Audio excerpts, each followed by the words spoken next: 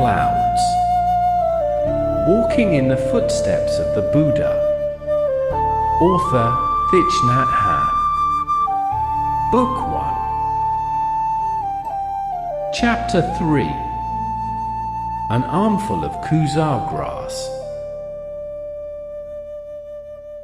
Before falling asleep, Svasti sat beneath a bamboo tree and recalled the months he had first met the Buddha. He was just 11 years old then, and his mother had recently died, leaving him in charge of his 3 younger siblings. His youngest sister, an infant, had no milk to drink. Luckily, a man in the village named Ramble hired Svasti to tend his water buffaloes, for grown buffaloes and 1 calf. And so Svasti was able to milk a buffalo cow every day and feed his baby sister. He tended the water buffaloes with utmost care, for he knew that he had to keep his job or his siblings would starve. Since his father's death, their roof had not been ret-hatched, and every time it rained, Rupak had to scurry about placing stone jars beneath the gaping holes to catch the rainwater. Bala was only 6 years old, but had to learn to cook, care for her baby sister, and gather firewood in the forest. Though just a small child, she could knead flour into chapati bread for her siblings to eat. Rarely could they buy even a bit of curry powder. When Svasti led the buffaloes back to their stable, the tantalizing fragrance of curry drifting from Ramble's kitchen made his mouth water. Chapati dipped in curry sauce cooked with meat had been an unknown luxury since his father died. The children's clothes were little more than rags. Svasti owned but one worn dhoti. When it was cold, he wrapped an old brown cloth around his shoulders. It was threadbare and faded, but precious to him nonetheless. Svasti had to find good grazing spots for the buffaloes, for if he returned them to their stable hungry, he knew he would be beaten by Mr. Ramble. In addition, he had to carry home a sizable bundle of grass every evening for the buffaloes to eat throughout the night.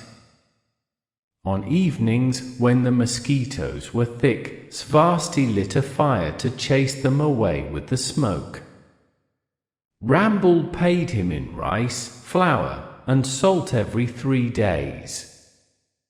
Some days, Svasti was able to bring home a few fish that he had caught along the edges of the Narangara River for Bima to cook. One afternoon, after he had bathed the buffaloes and cut a bushel of grass, Svasti felt like spending a quiet moment alone in the cool forest. Leaving the buffaloes grazing at the forest's edge, Svasti looked about for a tall tree to rest against. Suddenly he stopped. There was a man sitting silently beneath a pipala tree, no more than 20 feet away. Svasti gazed at him in wonder. He had never before seen anyone sit so beautifully. The man's back was perfectly straight, and his feet rested elegantly upon his thighs. He held himself with utmost stability and inner purpose. His eyes appeared to be half closed, and his folded hands rested lightly on his lap. He wore a faded yellow robe which left one shoulder bare. His body radiated peace, serenity, and majesty. Just one look at him, and Svasti felt wondrously refreshed. His heart trembled. He did not understand how he could feel something so special for a person he hadn't even met, but he stood immobile in utter respect for a long moment. Then the man opened his eyes. He did not see Svasti at first, as he uncrossed his legs and gently massaged his ankles and the soles of his feet. Slowly he stood up and began to walk. Because he walked in the opposite direction, he still did not see Svasti. Without making a sound, Svasti watched the man take slow, meditative steps along the forest floor. After 7 or 8 such steps, the man turned around, and it was then that he noticed Svasti. He smiled at the boy. No one had ever smiled with such gentle tolerance at Svasti before. As though drawn by an invisible force, Svasti ran towards the man, but when he was within a few feet, he stopped in his tracks, remembering that he had no right to approach anyone of higher caste. Svasti was an untouchable. He did not belong to any of the 4 social castes. His father had explained to him that the Brahmana caste was the highest, and people born into this caste were priests and teachers who read and understood the Vedas and other scriptures and made offerings to the gods.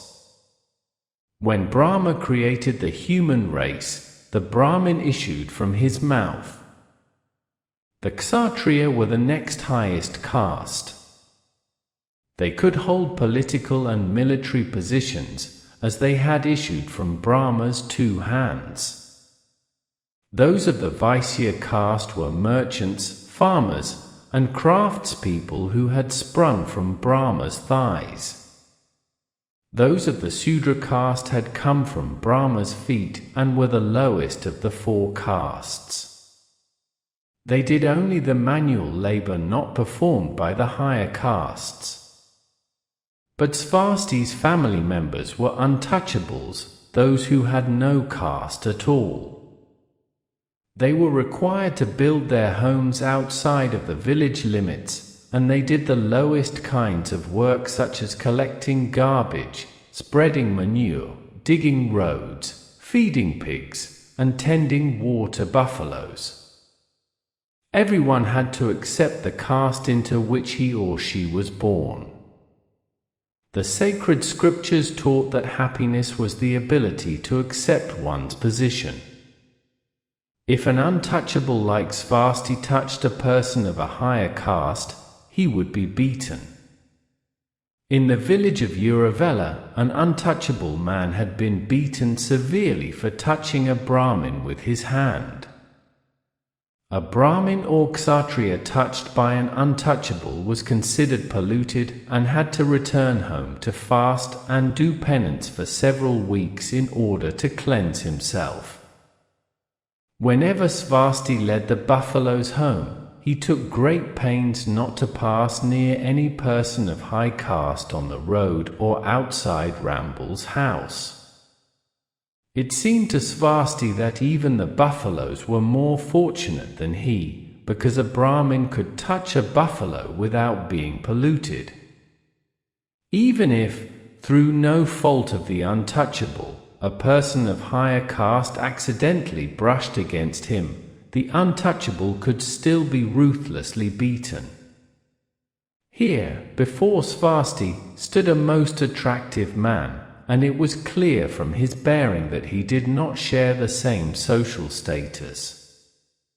Surely someone with so kind and tolerant a smile would not beat Svasti even if he did touch him, but Svasti did not want to be the cause of pollution of someone so special, and that was why he froze when he and the man were a few steps apart.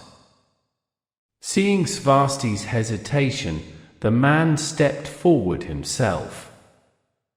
Svasti stepped back to avoid coming in contact with the man, but the man was quicker, and in the blink of an eye had grasped Svasti by the shoulder with his left hand. With his right hand, he gave Svasti a tender pat on the head. Svasti stood motionless. No one had ever touched him on the head in so gentle and affectionate way, and yet he felt suddenly panic-stricken.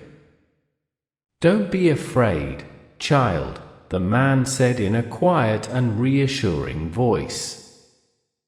At the sound of that voice, Svasti's fears disappeared. He lifted his head and gazed at the man's kind and tolerant smile. After hesitating for a moment, he stammered, "Sir, I like you very much." The man lifted Svasti's chin in his hand and looked into the boy's eyes. "And I like you also. Do you live nearby?" Svasti did not answer. He took the man's left hand in his own two hands and asked the question that was troubling him. "When I touch you like this, aren't you being polluted?" The man laughed and shook his head. "Not at all, child. You are a human being and I am a human being. You can't pollute me. Don't listen to what people tell you." He took Svasti's hand and walked with him to the edge of the forest. The water buffaloes were still grazing peacefully. The man looked at Svasti and asked, "Do you tend these buffaloes?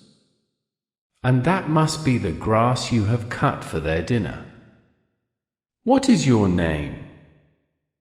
Is your house nearby?" Svasti answered politely, "Yes, sir, I care for these for buffaloes and that one calf, and that is the grass I cut. My name is Svasti and I live on the other side of the river just beyond the village of Uravela.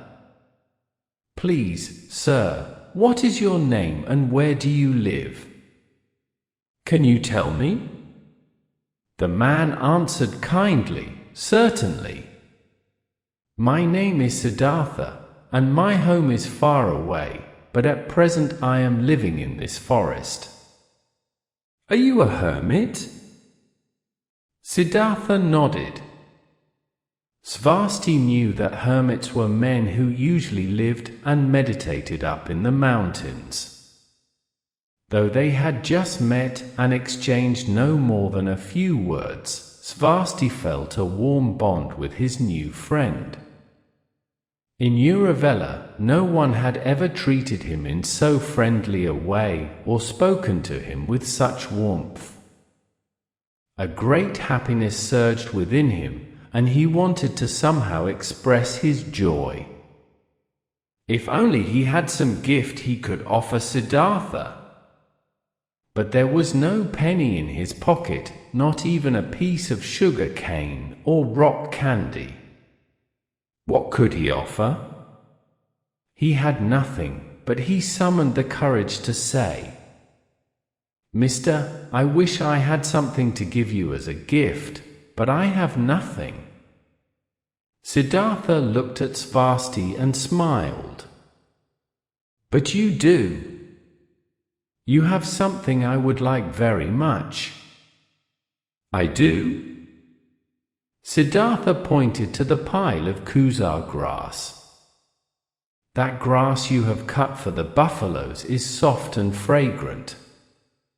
If you could give me a few handfuls, I shall make a sitting cushion for my meditation beneath the tree. That would make me very happy." Svasti's eyes shone. He ran to the pile of grass, gathered a large bundle in his thin arms, and offered it to Siddhartha. "I just cut this grass down by the river. Please accept it. I can easily cut more for the buffaloes." Siddhartha placed his hands together like a lotus bud and accepted the gift. He said, "You are a very kind boy. I thank you. Go and cut some more grass for your buffaloes before it grows too late. If you have a chance, please come and see me tomorrow afternoon in the forest again." Young Svasti bowed his head in farewell and stood watching as Siddhartha disappeared back into the forest. Then he picked up his sickle and headed for the shore, his heart filled with the warmest of feelings. It was early autumn. The kusar grass was still soft and his sickle was newly sharpened. It wasn't long at all before Svasti had cut another large armful of kusar grass.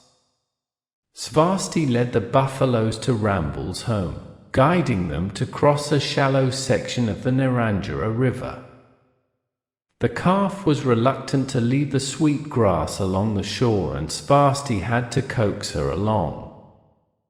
The bushel of grass on his shoulder was not heavy, and Svasti waded across the river together with the buffaloes.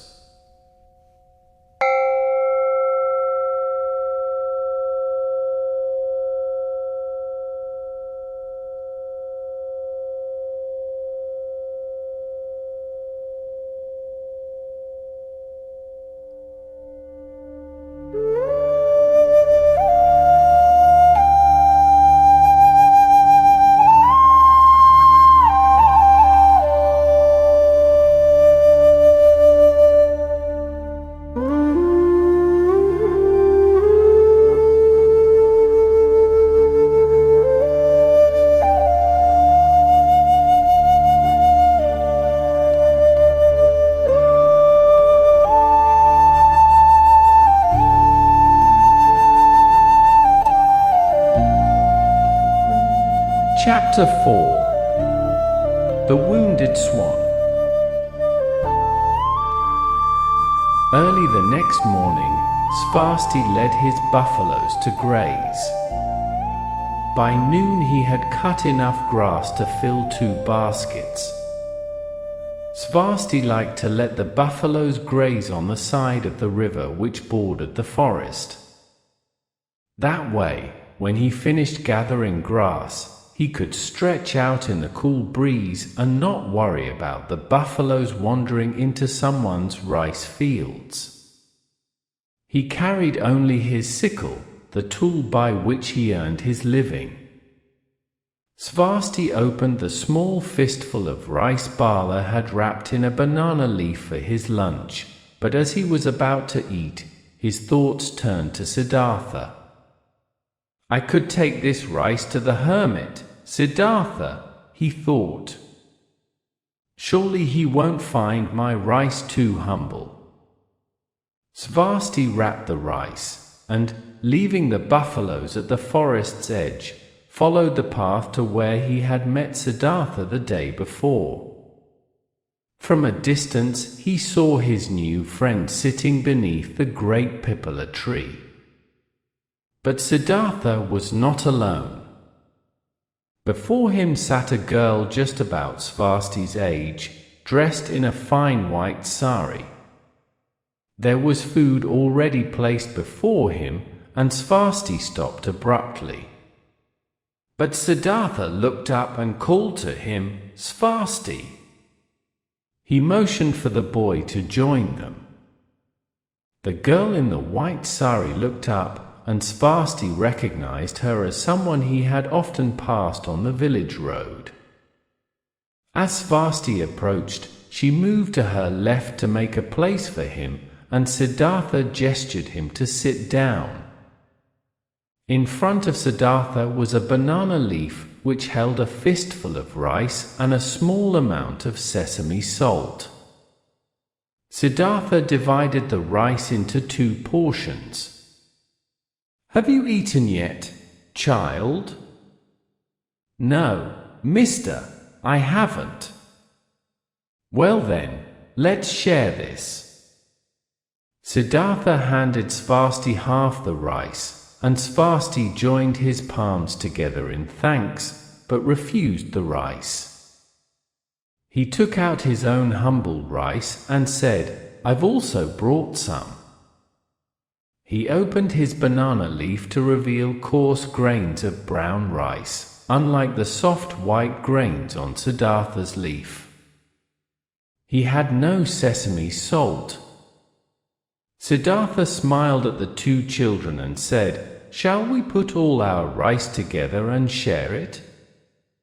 He took half the white rice, dipped it in sesame salt, and handed it to Svasti.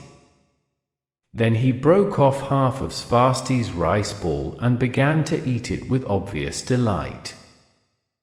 Svasti felt awkward, but seeing Siddhartha's naturalness, he began to eat as well. "Your rice is so fragrant, Mr. Sujata brought it," answered Siddhartha. "So her name is Sujata," thought Svasti. She looked a bit older than Svasti, perhaps a year or two. Her large black eyes twinkled. Svasti stopped eating and said, "I've seen you before on the village road, but I didn't know your name was Sujata." "Yes, I am the daughter of the village chief of Uravela." "Your name is Svasti, isn't it?" "Teacher Siddhartha was just telling me about you," she said, adding gently, "Svasti, it is more correct to call a monk teacher than a Mr." Svasti nodded. Siddhartha smiled. "Well then, I don't need to introduce you too. Do you know, children, why I eat in silence? These grains of rice and sesame are so precious, I like to eat silently so that I can appreciate them fully. Sujata, have you ever had a chance to taste brown rice? Even if you've already eaten, please taste a bit of Svasti's rice. It is quite delicious. Now then, we can eat together in silence, and when we've finished, I'll tell you a story." Siddhartha broke off a piece of brown rice and handed it to Sujata. She joined her palms like a lotus and respectfully accepted it. The three of them ate quietly in the deep calm of the forest. When the rice and sesame were gone, Sujata gathered the banana leaves. She took a jug of fresh water from her side and poured some into the only cup she had brought. She lifted the cup to offer water to Siddhartha. He took it in his two hands and offered it to Svasti. Flustered, Svasti blurted, "Please, teacher, please, you take the first drink." Siddhartha answered in a soft voice, "You drink first, child. I want you to have the first drink." Again he lifted and offered the cup to Svasti. Svasti felt confused, but didn't know how to refuse such an unaccustomed honor. He joined his palms in thanks and took the cup. He drank all the water in one long gulp. He handed the cup back to Siddhartha. Siddhartha asked Sujata to pour a second cup. When it was full, he raised it to his lips and sipped the water slowly, with reverence and deep enjoyment. Sujata's eyes did not stray from Siddhartha and Svasti during this exchange. When Siddhartha finished drinking, he asked Sujata to pour a third cup. This one he offered to her. She put down the water jug, joined her palms, and accepted the cup of water. She lifted it to her lips and drank in slow, small sips, just as Siddhartha had done. She was aware that this was the first time she had ever drunk from the same cup as an untouchable. But Siddhartha was her teacher, and if he had done so, why shouldn't she? And she noticed that she had no feeling whatsoever of being polluted. Spontaneously, she reached out and touched the buffalo boy's hair. It was such a surprise, Svasti didn't have a moment to move out of the way. Then Sujato finished drinking her water. She placed the empty cup on the ground and smiled at her two companions. Siddhartha nodded. You children have understood. People are not born with caste. Everyone's tears are salty, and everyone's blood is red. It is wrong to divide people into castes and create division and prejudice among them. This has become very clear to me during my meditation. Sujato looked thoughtful and she spoke, We are your disciples and we believe your teaching. But there does not seem to be anyone else like you in this world. Everyone else believes that the Sudras and the untouchables came forth from the Creator's feet. Even the scriptures say so. No one dares to think differently. Yes, I know. But the truth is the truth whether anyone believes it or not. Though 1,000,000 people may believe a lie, it is still a lie. You must have great courage to live according to the truth. Let me tell you a story about when I was a boy. One day, when I was 9 years old and strolling alone in the garden, a swan suddenly dropped from the sky and writhed on the ground in front of me in great pain. I ran to pick it up, and I discovered that an arrow had deeply penetrated one of its wings. I clasped my hand firmly around the arrow's shaft and yanked it out, and the bird cried as blood oozed from its wound. I applied pressure to the wound with my finger to stop the bleeding, and took the bird inside the palace to find Princess Sundari, the lady in waiting. She agreed to pick a handful of medicinal leaves and make a poultice for the bird's wound. The swan shivered, so I took off my jacket and wrapped it around her. Then I placed her close to the royal fireplace. Siddhartha paused for a moment to look at Svasti. Svasti, I did not tell you yet, but when I was young I was a prince, the son of King Suddhodana in the city of Kapilavatthu. Sujato knows this already.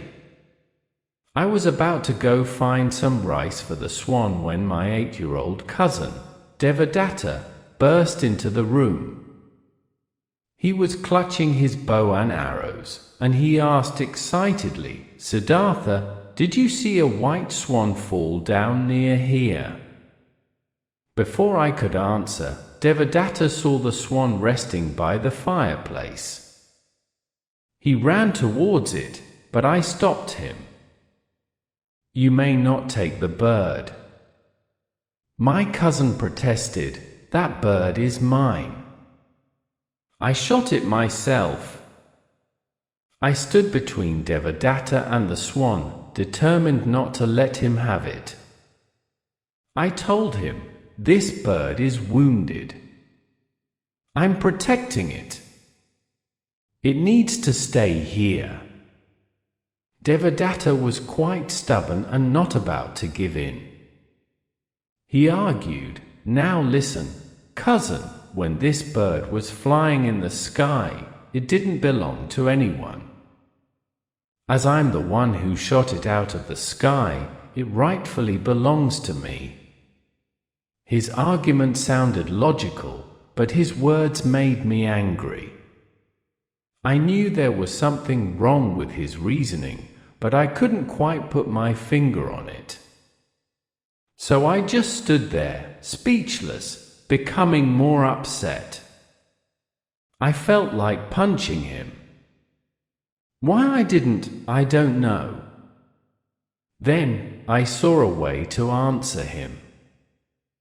Listen, cousin, I told him, those who love each other live together, and those who are enemies live apart. You tried to kill the swan, so you and she are enemies. The bird cannot live with you. I saved her, bandaged her wound, warmed her, and was on my way to find food for her when you arrived. The bird and I love each other, and we can live together. The bird needs me, not you. Sujata clapped her hands together. That's right. You were right.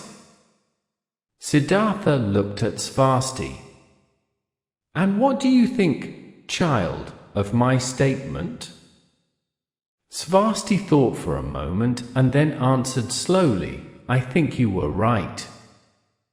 But not many people would agree. Most people would side with Devadatta.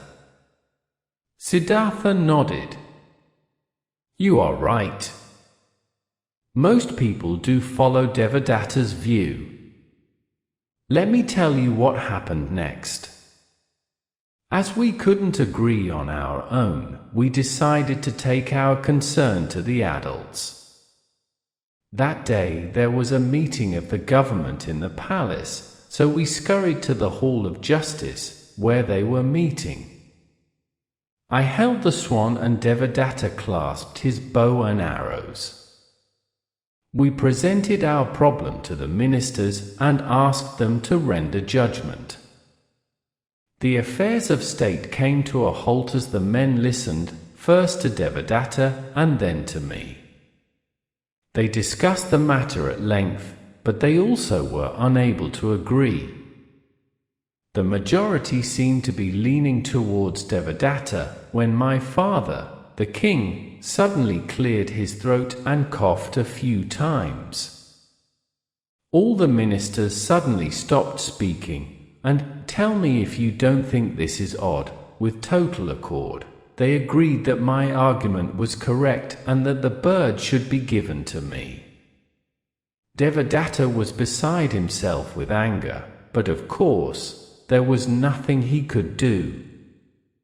I had the bird, but I wasn't really happy.